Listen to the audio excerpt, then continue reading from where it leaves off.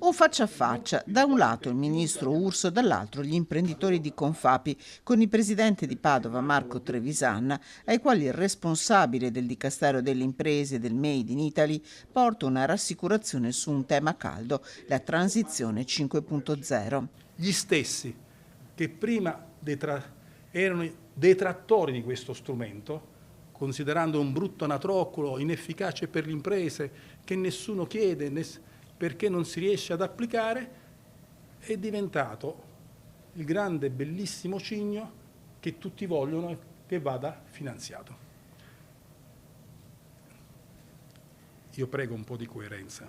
E ho convocato tutte le associazioni di imprese per martedì e alla presenza del ministro Foti noi illustreremo come pensiamo di finanziare anche coloro che nel frattempo si stanno prenotando. Invita le imprese a non fermarsi, a continuare a presentare i loro progetti per entrare nella graduatoria di scorrimento.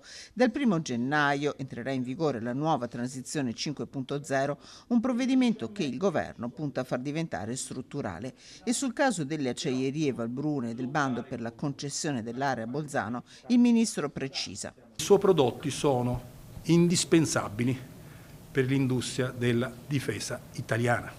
Noi garantiremo comunque, con l'eventuale esercizio della Golden Power, la continuità produttiva dello stabilimento.